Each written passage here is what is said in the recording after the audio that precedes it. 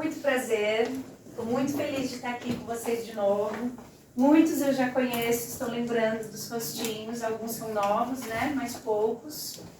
Eu sou enfermeira de formação desde 2011. Me especializei em saúde comunitária e da família, então eu gosto muito de infectologia, de doenças transmissíveis. Trabalhei em posto de saúde há muito tempo, acompanhando pré-natal, famílias. Depois eu fiz mestrado em Ciências Médicas na Faculdade de Medicina da USP e trabalhei muito com pesquisa.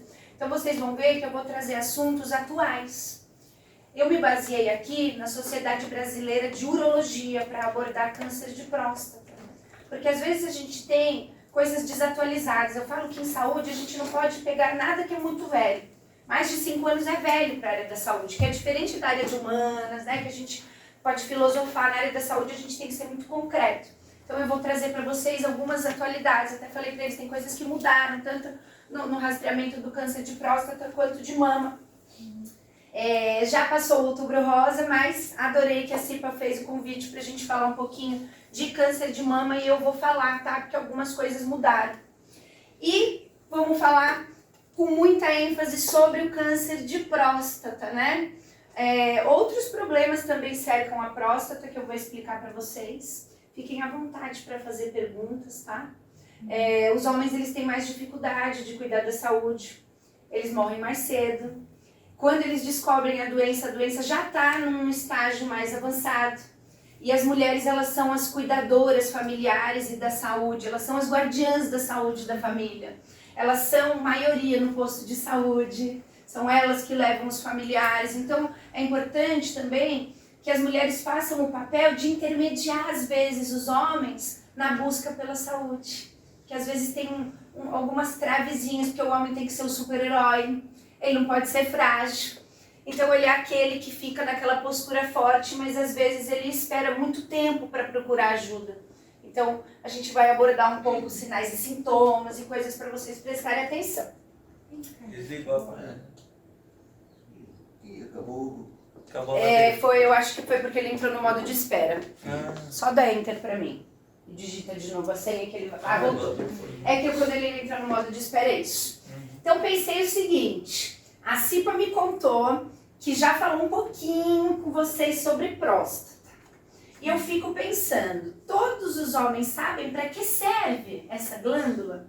Então, livremente, com a mente livre, eu quero que vocês digam para mim.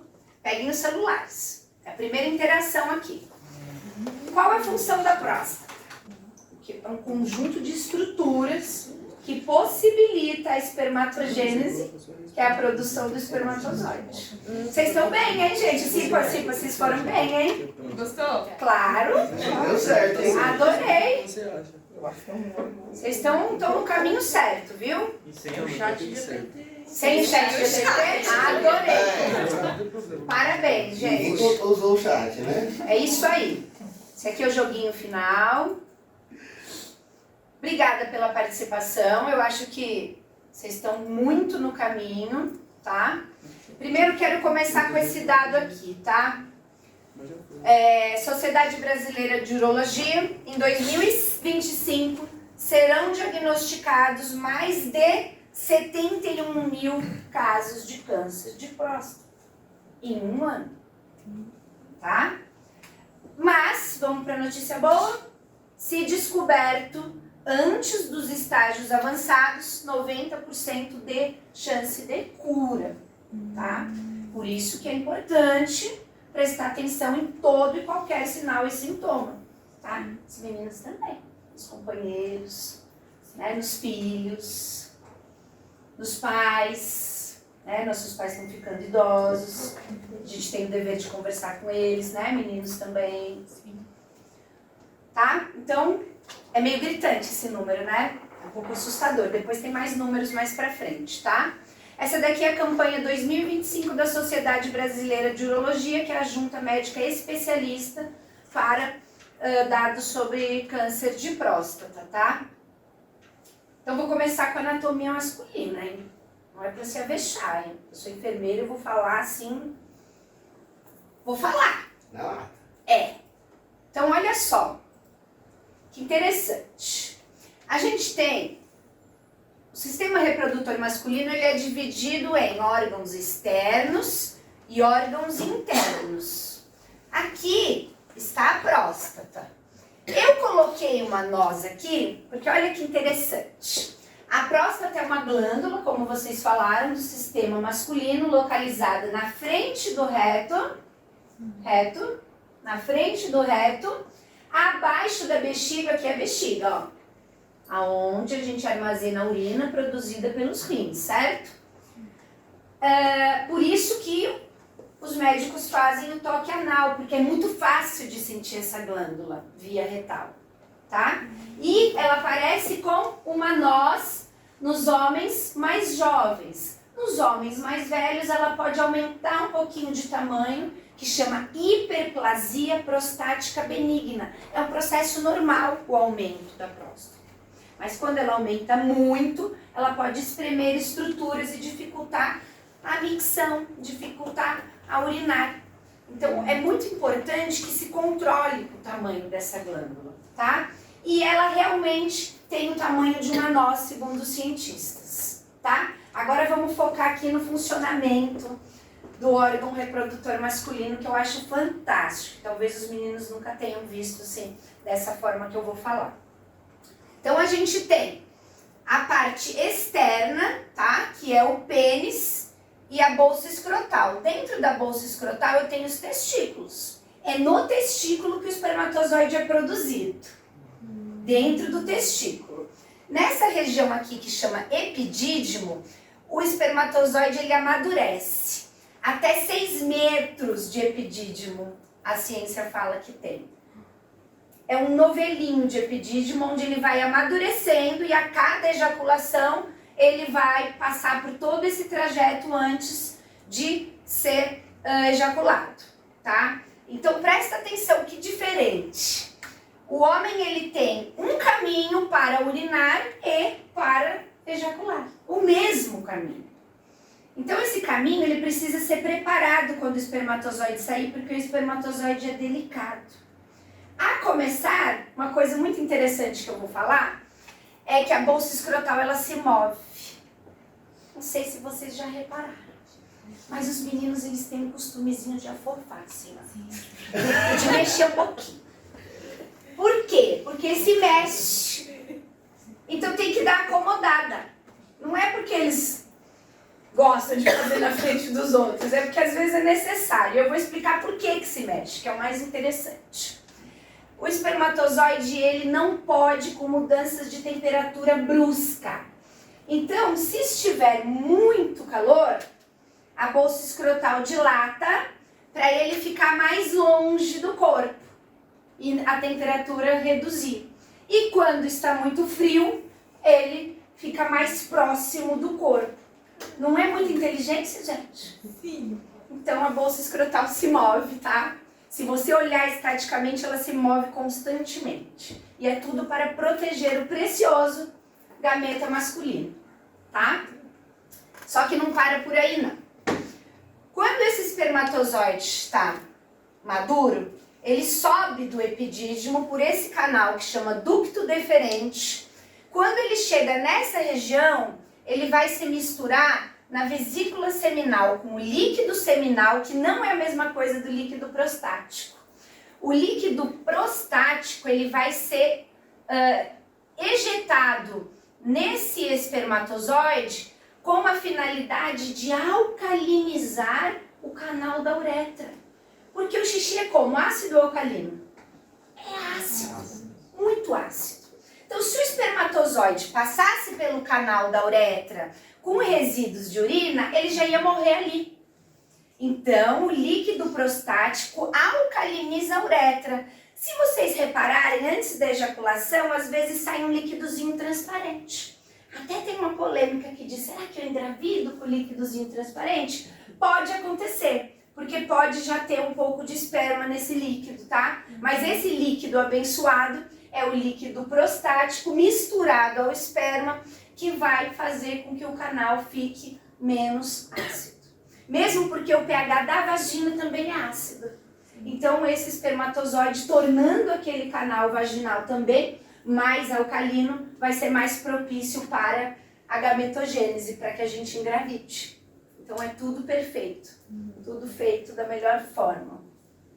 Então a próstata, além dela alcalinizar o espermatozoide, ela também dá vitaminas para ele ter vitalidade, para alcançar o óvulo. Então vocês sabiam que era tão complexo assim? É bem complexo. E a próstata, ela pode sofrer alguns probleminhas, né? Então, ó, é um líquido alcalino que constitui entre 10 a 30% do sêmen. Durante a ejaculação, esse líquido é acrescido ao esperma. A secreção prostática protege e nutre os espermatozoides, contendo sais minerais e enzimas. O zinco é um dos sais minerais ali presentes, né, em forma abundante, tá? Agora eu vou explicar um pouquinho. Deixa eu ver o vídeo. Eu tô acostumada com lousa de touch. Já vi ele apertado. Vocês viram? Eu trouxe um vídeo de um médico falando um pouquinho da próstata pela visão bem da medicina, tá? E ele é do HCOR. Vamos ver se o som tá bom? A próstata é uma glândula do sistema reprodutor masculino que se localiza abaixo da bexiga e a função dela é produzir um líquido que faz parte do líquido ejaculado pelo homem. Ou seja, no líquido ejaculado nós temos o líquido prostático e mais os espermatozoides que são produzidos pelos testículos.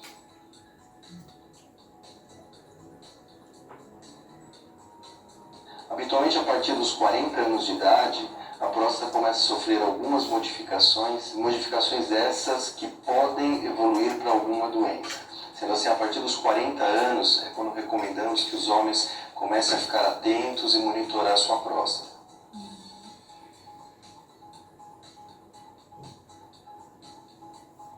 Teoricamente, a testosterona, que é o hormônio masculino, ele que alimenta a próstata e essa próstata pode crescer em virtude da presença da testosterona. Hoje se vê com uma certa frequência homens que, com o avançar da idade, necessitam de reposição hormonal. Reposição hormonal essa que vai ser benéfica para outros sintomas, como queixas sexuais, fragilidade muscular, osteopenia, distúrbios psicogênicos. Esses homens necessitam da reposição hormonal, a qual deve ser feita. No entanto, para os homens que já apresentam uma hiperplasia prostática, essa reposição deve ser melhor monitorada e essa próstata acompanhada mais de perto. Todo mundo pode usar testosterona e precisa? Não, depende do caso, tá? Os médicos precisam avaliar individualmente, tá? Cada homem, o tipo de diferenciação que a próstata apresenta, tá? Agora eu vou trazer para vocês os problemas que podem acometer a próstata antes de falar do câncer em si, né? Porque às vezes a gente acha que uma alteração na próstata é câncer, mas pode ser que não, tá? Vou falar aqui do antígeno prostático específico, que é um exame, uma dosagem no sangue, tá? Aonde a gente vai saber se esta próstata está produzindo antígeno demais. Todo homem tem esse antígeno. Chama antígeno prostático específico. Ele é produzido pela próstata, tá? A próstata, ela pode simplesmente inflamar. Chama prostatite. A prostatite pode acontecer por relação sexual desprotegida, por infecções por Ecterícia coli, que é uma bactéria intestinal. Pode acontecer por trauma, pancada, pode acontecer também. Então a próstata ela pode simplesmente inflamar e não é câncer. E aí o PSA pode alterar. Por isso que é importante que o médico avalie cada tipo de caso, tá? E outra coisa, o seu nível de PSA é X. O médico vai comparar o seu nível com cada dosagem que você fez. Então não existe uma regra, o meu PSA alterou e eu tô com câncer. Não, vai avaliar qual era o seu PSA anterior, vamos verificar se tem infecção, se não tem, se teve algum trauma, se teve algum risco de relação desprotegida, tá? Muitas coisas podem afetar ali a saúde da próstata. O PSA aumenta com câncer, mas ele também aumenta com inflamação e infecção.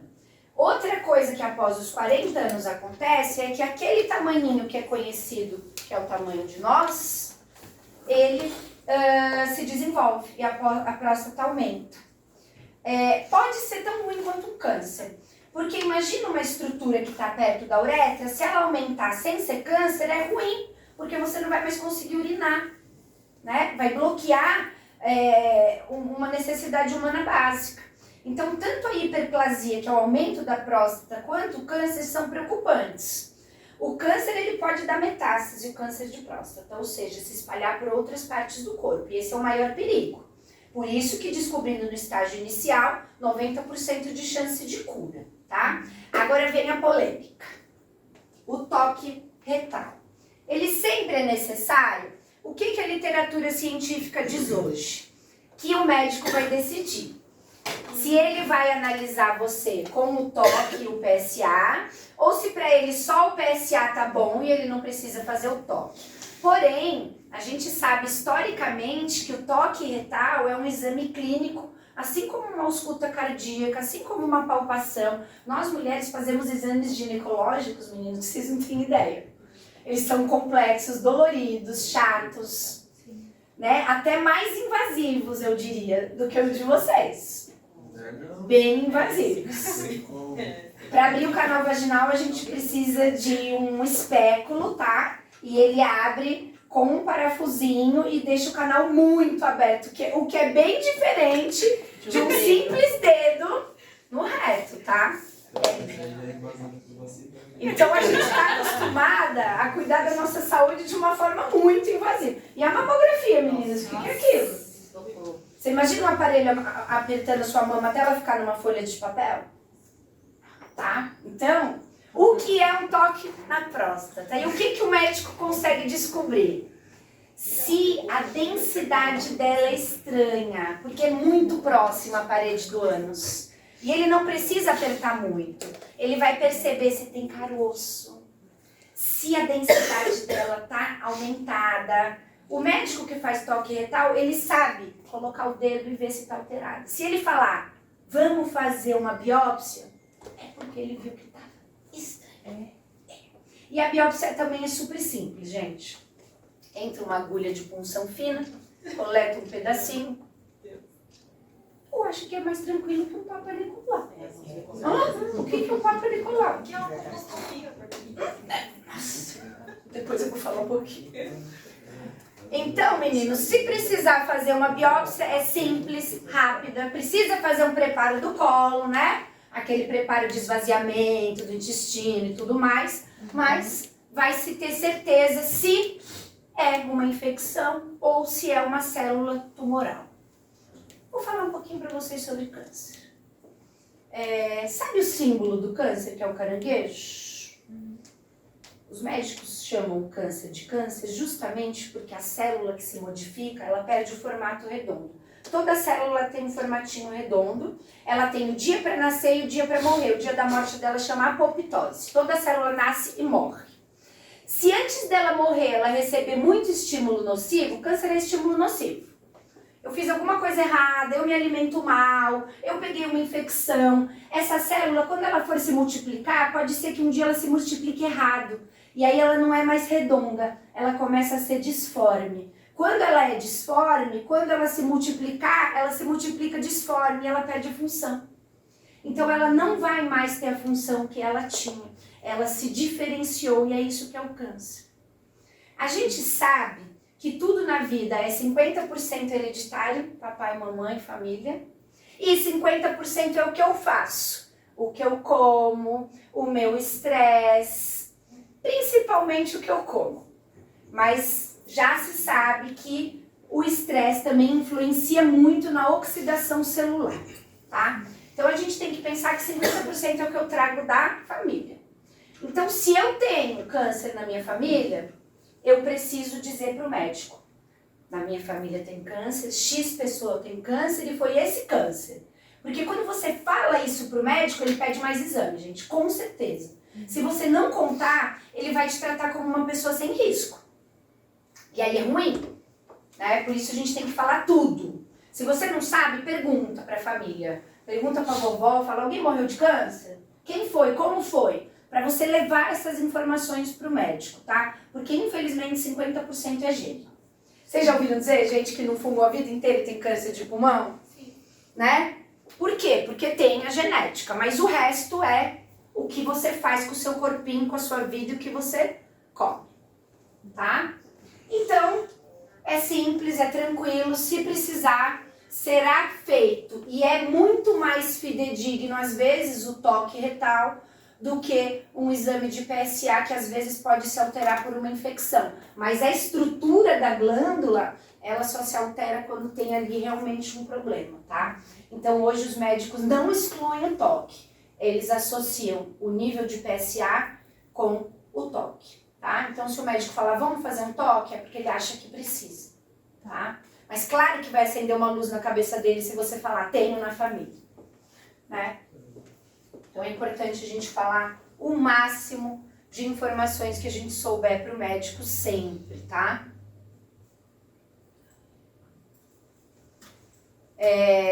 O toque retal tem a finalidade, então, de detectar qualquer alteração na próstata.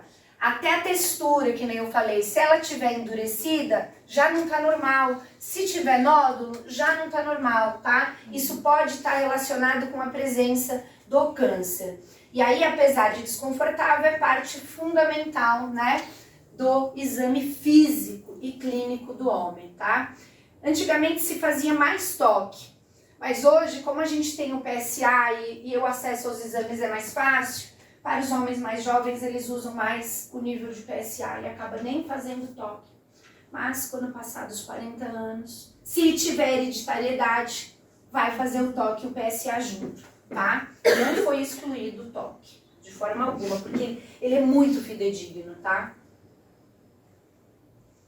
Aqui alguns sinais e sintomas pra gente prestar atenção. Isso quer dizer que você tem câncer de próstata? Não. Pode ser até uma inflamação. Homens jovens têm prostatite, tá? Inflamação. Porque pode acontecer. Então, ó, dificuldade de iniciar a micção. A gente tem uma musculatura que chama esfíncter, que ela segura a urina, pra gente não perder a urina, tá? E a próstata, ela também tem uma musculatura que faz com que esses esfíncteres abram e fecham.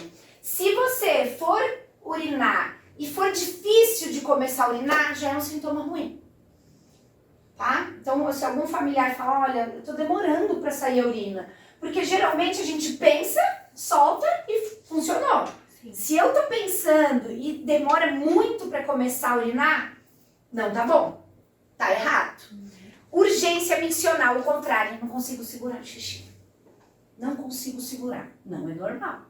Precisa ver se é uma infecção, precisa fazer um exame de urina, precisa procurar o urologista, tá?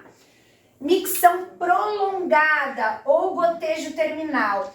É quando você não consegue soltar todo o jato de uma vez, você precisa fazer força para sair a urina. Também não tá normal, tá? Geralmente você faz, acabou.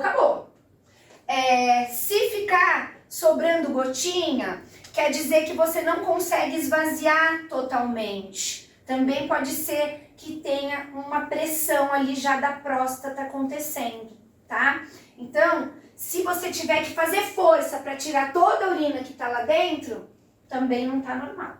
O certo é você chegar, o xixi sair rápido, num jato longo, forte e acabar, tá? Fluxo fraco. Tá estranho. Fluxo fraco tá estranho, não pode. Aquele fluxozinho leve, como se tivesse alguma coisa espremendo a urina de sair, também não pode. Dor ou desconforto ao urinar? Nunca, jamais, tá? Não pode ter dor. Tem dor, tá ardendo? Vamos procurar o urologista, tá? E eu sempre falo que no posto de saúde perto da sua casa é a porta de entrada para acessar o sistema de saúde, tá? Mesmo que você tenha plano de saúde, eu gosto de dizer que o SUS, ele tem protocolos fidedignos e ele segue todas as sociedades. Então, se você passar no acolhimento de enfermagem no posto de saúde, as pessoas nem sabem que existe isso, né? Existe uma sala no posto de saúde que chama acolhimento de enfermagem. Você não precisa passar com o médico. Você chega e fala para a enfermeira, estou com problemas urológicos, está acontecendo isso. ela vai entrar no sistema que chama CROSS e vai colocar você na próxima consulta com o médico urologista que tiver. Às vezes é mais fácil falar com a enfermeira porque ela tem a senha para fazer isso do que você passar com o médico, tá? Saibam que as enfermeiras estão lá para acolher vocês e ouvir vocês a qualquer momento. Qualquer posto de saúde pode ouvir vocês, mas o da sua casa é a referência do seu bairro onde você é registrado como participante ali do SUS. Vocês têm o numerinho do SUS, o cartão único? Tem. Usem quando necessário, tá? Às vezes funciona até de forma mais eficiente que o serviço privado, tá? Funciona muito bem. Então, esses sinais e sintomas, eles podem significar que você está com uma inflamação na próstata, que é a prostatite, e podem significar que você tem uma hiperplasia prostática benigna, que ela só aumentou de tamanho. E pode ser câncer, mas provavelmente, se o homem tiver mais que 50 anos, com menos de 40 anos é muito raro, tá, o diagnóstico de câncer de próstata, mas é possível, principalmente se tiver fator hereditário, mas é mais comum acima dos 50 anos, se a gente for ver na ciência o diagnóstico mesmo, tá? Então, para homens mais jovens, às vezes é uma coisa muito mais simples, um antibiótico e um anti-inflamatório pode resolver, tá?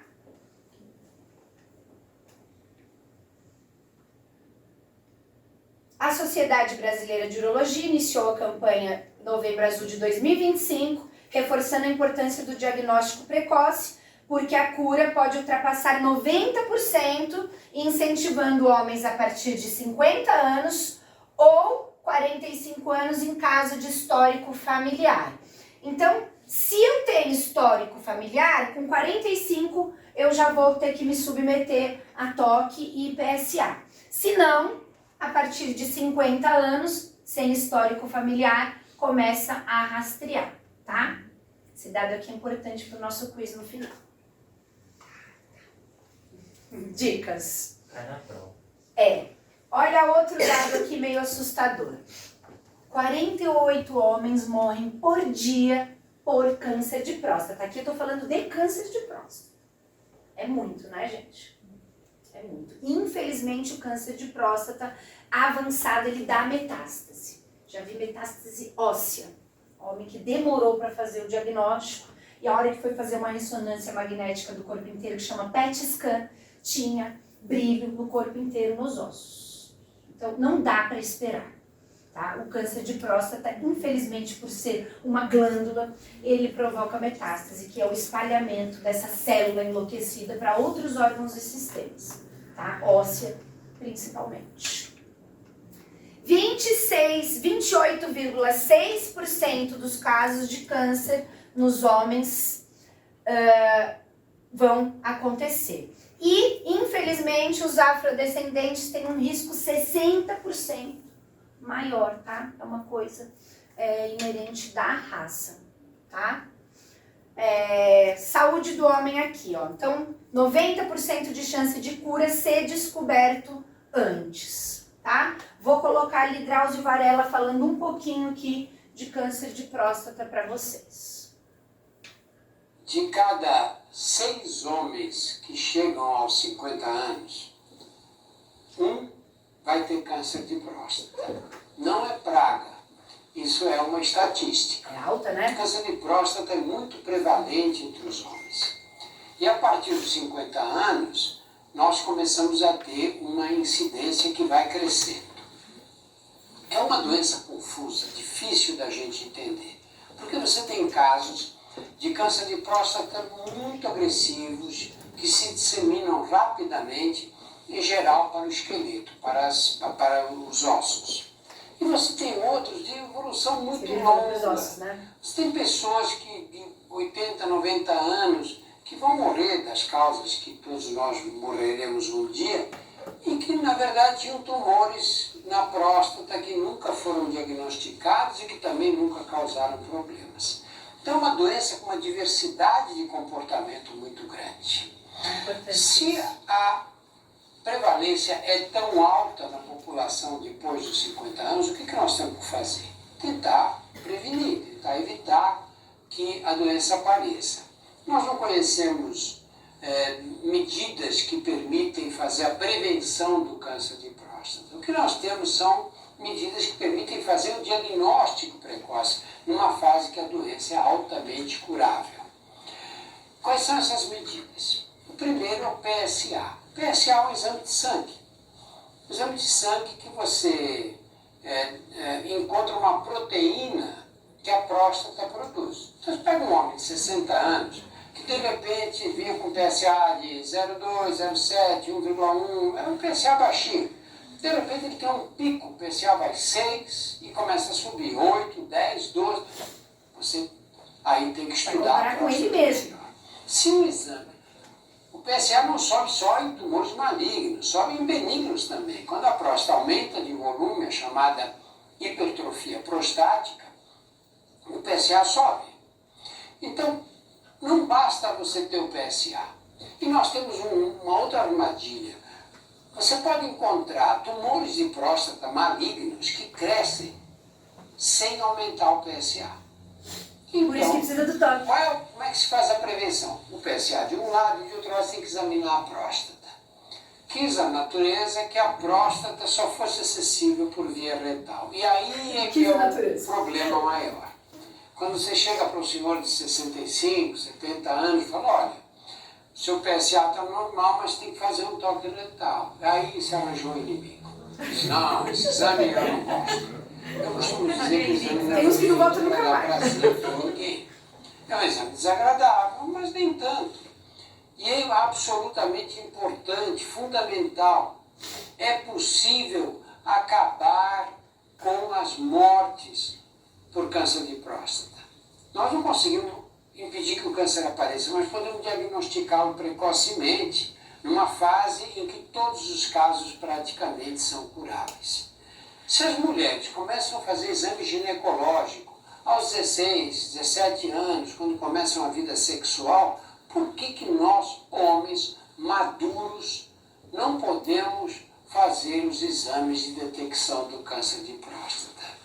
Tem sentido, no século XXI, a gente morrer por disseminação de uma doença que, se fosse diagnosticada precocemente, podia ser tratada e curada para sempre? 90% dos casos de câncer não tem sintoma. Entendeu? Porque não dá para descartar o toque. E o bom médico, ele talvez queira fazer os dois tipos de exame, porque tem esse dado estatístico de 90% não ter sintoma. E a hora que vai ver já tem. Tá? Realmente, né? Nós mulheres fazemos desde o início da nossa vida sexual. Por que ainda é um tabu tão grande para o homem isso, né, gente? Quando a gente fala de tratamento de câncer de próstata, só para vocês terem uma ideia, a primeira abordagem é cirúrgica, né? É tirar a próstata inteira. Pronto. Pode acontecer uma disfunção sexual no início, mas eu já vou dizer que os fisioterapeutas fazem um treinamento do assoalho pélvico. Vocês já viram falar de pompoarismo, que a mulher faz? Para melhorar a musculatura, né? Algumas mulheres que têm bexiga caída depois de muitos partos. Existe fisioterapia para o homem também depois de uma retirada total da próstata, tá?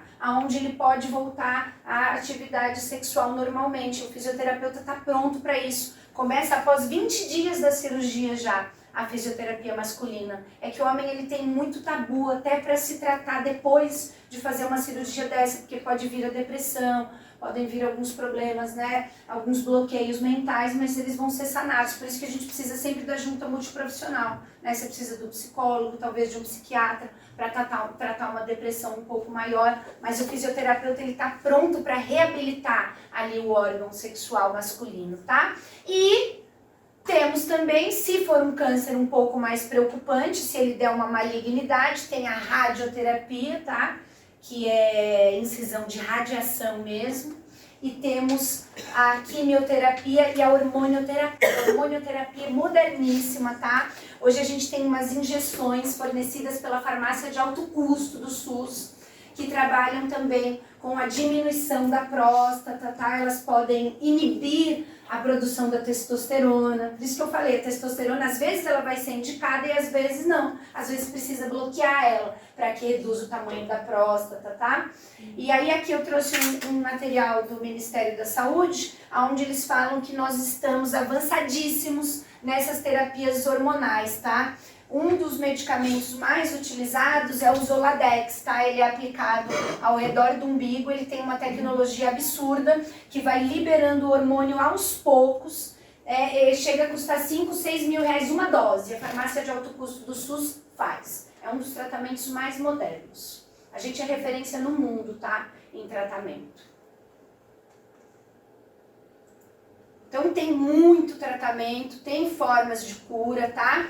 Aqui eu coloquei um pouco sobre dúvidas e eu coloquei um QR Code, depois vou compartilhar para vocês mandarem no e-mail deles, tá? Com algumas dúvidas importantes, né? E eu separei aqui algumas.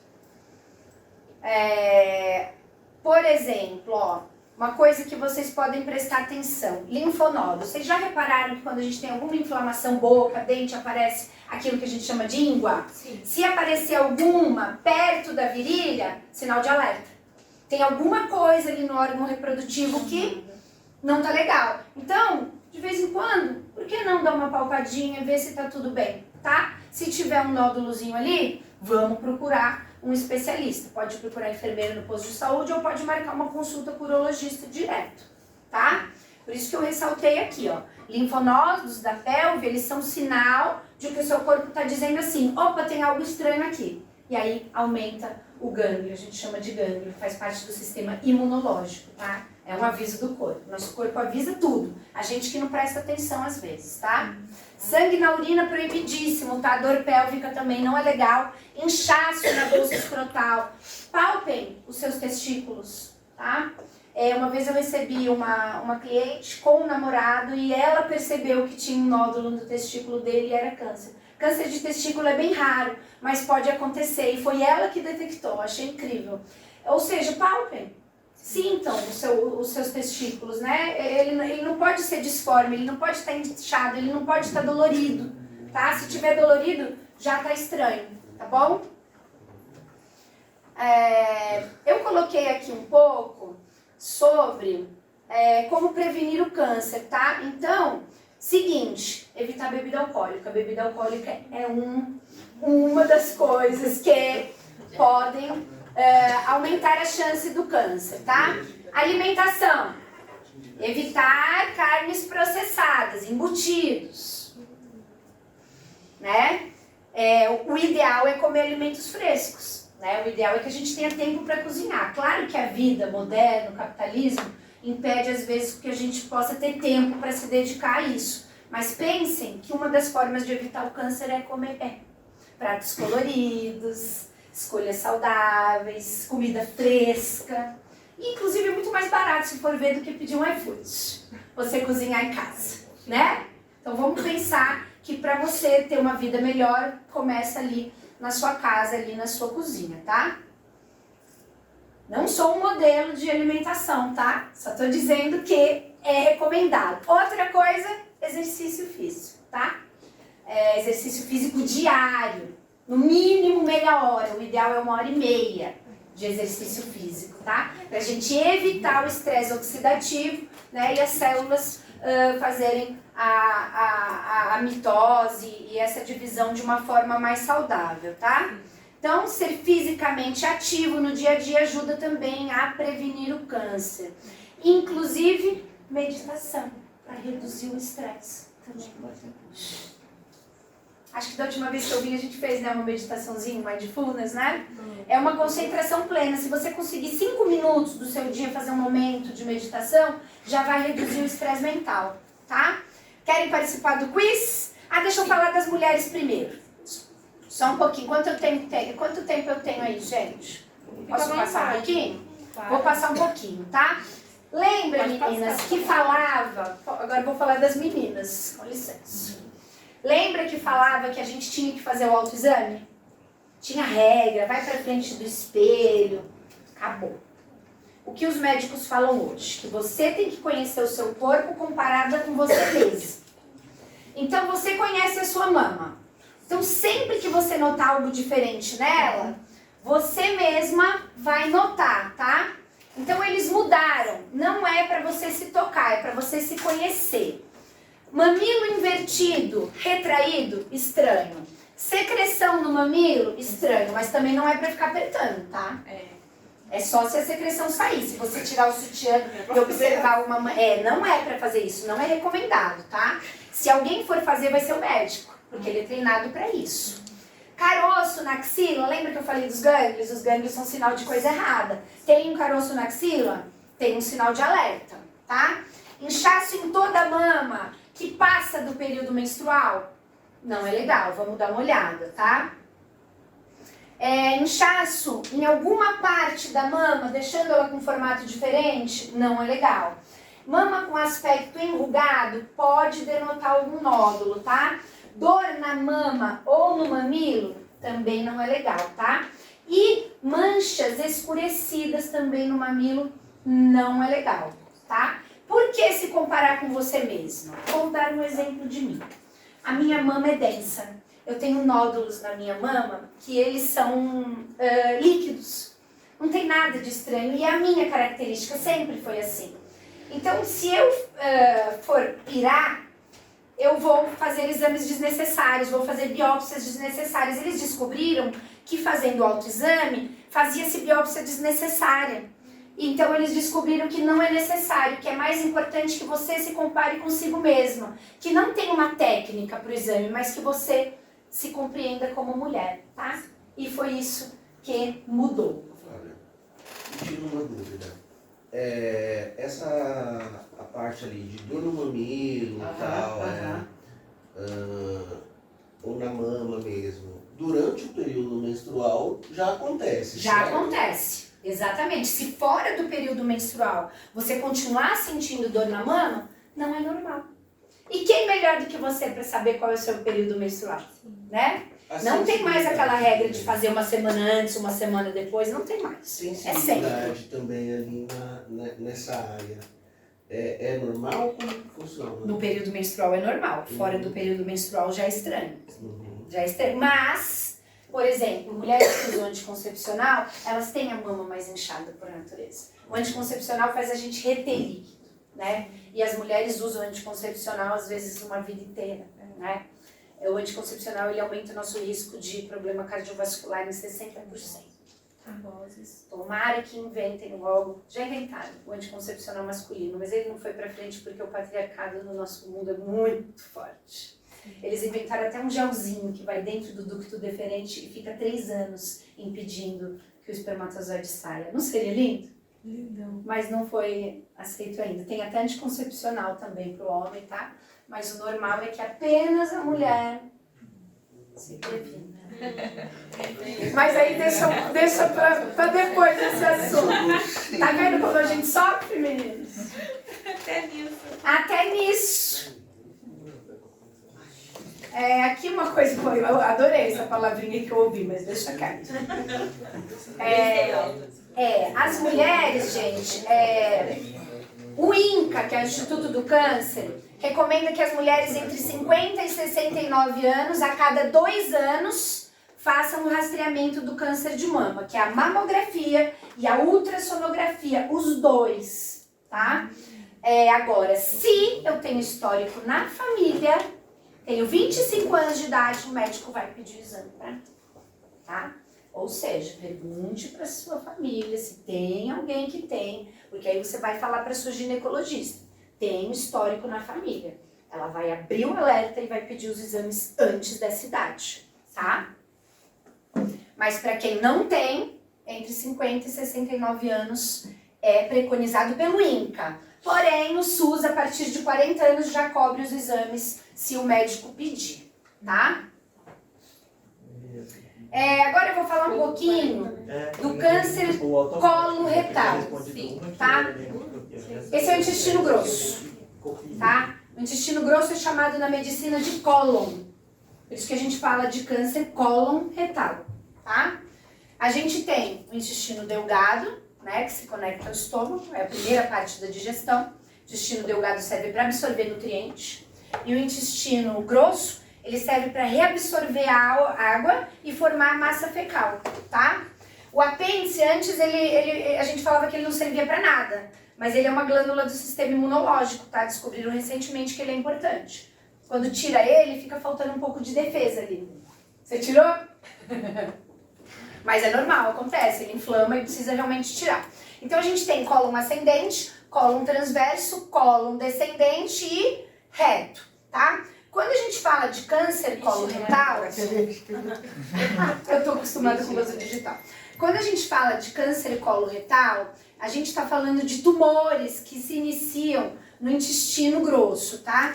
A princípio, esses tumores, eles são adenomas tubulares. Eles são o sistema imunológico trazendo uma defesa. É como se fosse um gânglio inflamado, não falei agora há pouco de gânglio? Só que quando você faz uma colonoscopia, os médicos observam esse adenoma e eles tiram com uma pinça e mandam para a biópsia. A princípio, eles são só adenomas. Mas lembra que eu falei que a célula ela se recupera e depois ela se multiplica? Se tiver muito estímulo nocivo, se a sua alimentação for ruim, ou se você tiver 50% de hereditariedade, este simples adenoma poderá virar um câncer. Por isso que hoje os médicos têm a prática de retirar, tá? Eu, como enfermeira, eu acho que o excesso de exames, ele pode ser ruim. E eu sempre falo que o capitalismo e a medicina andam juntos. Essas pinças são caríssimas. E às vezes eu fico pensando, eles fecharam um hospital famoso, que eu nem vou dizer o nome, um setor de parto, de obstetrícia, e fizeram um setor de oncologia. Então eu fico pensando que a oncologia hoje é uma área da medicina que dá muito dinheiro, tá? Então, às vezes, sim, eu acho que tem exame excessivo. A gente não tinha tanto diagnóstico de câncer coloretal como a gente tem hoje, tá? Então, eu acho que sempre conversar com o médico. Tem sangramento retal? Tem sangramento na hora das fezes? Aí sim, não tá legal. O exame de sangue tá alterado, né? As células estão mostrando, as células brancas de defesa, que você tem uma luta, uma guerra contra alguma coisa. Então, vamos fazer exame. Quantos aqui já fizeram colonoscopia? É um exame desagradável. Às vezes coleta biópsia, você sai com a surpresa de que mandaram um pedacinho desse aqui que chama pólipo para biópsia, né? E esse pólipo é o que pode virar câncer, tá? Inclusive a ciência diz que a maioria dos cânceres, né, era um pólipo antes. Outra coisa que causa câncer coloretal, tá? Não é para se assustar, mas eu sempre digo, sexo é bom, mas não é seguro. O HPV é o papiloma vírus humano, tá? Já descobriram mais de 200 tipos de HPV, tá? Mesmo usando camisinha, a gente faz sexo oral, gente. Vamos dizer que não faz. A gente faz sexo oral, é mão na coisa na mão, certo? O HPV, ele causa verrugas desse aspecto. Tem gente que tem no dedo, tem criança que tem no dedo. E é HPV, porque são mais de 200 tipos. A ciência diz que nós temos pelo menos 1 ou 2 tipos, cada um de nós. Porque nos expusemos a vida toda a relações sexuais, né? Não só com penetração, vamos combinar, né? O sexo envolve múltiplas situações, tá? Então a gente tem que prestar atenção nessas verrugas, porque algumas delas são percussoras do câncer orofacial e coloretal, tá?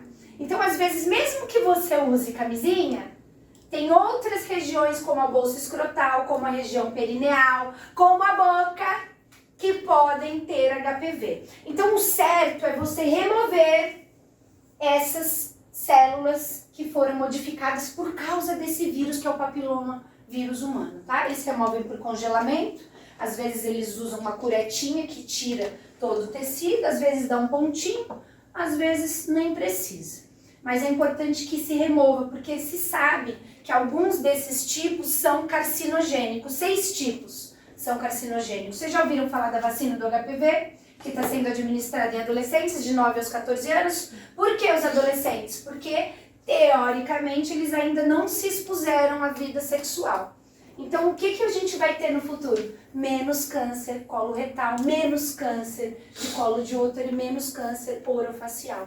Porque agora a gente tem a vacina do HPV e eu espero que ela se modernize e cubra mais tipos de HPV. Então, se você tem adolescentes em casa, se você tem filhos, façam a vacina do HPV, porque ela vai prevenir no futuro mais casos de câncer coloretal, tá? E fiquem atentos a essas verrugas se vocês tiverem em qualquer desses locais que eu falei, aparece até na boca, na mucosa oral. Procurem o médico e removam tranquilamente, porque é a melhor coisa a se fazer, tá? Show. Parabéns, gente, por estarem aqui. Parabéns pra Silva pela iniciativa, tá? Pra mim é um prazer estar aqui com vocês. Queria saber se vocês têm alguma pergunta pra fazer, né? Vocês entenderam essa questão do sexo, né? A penetração em si, se você usar camisinha, você tá protegido de HIV, você tá protegido de hepatite. Mas se a verruga do HPV, ela fica em qualquer lugar do genital, a gente não tá totalmente protegido. Então precisa fazer acompanhamento e lidar com essas lesões. Show. Tá bom? Perfeito. Obrigada, gente.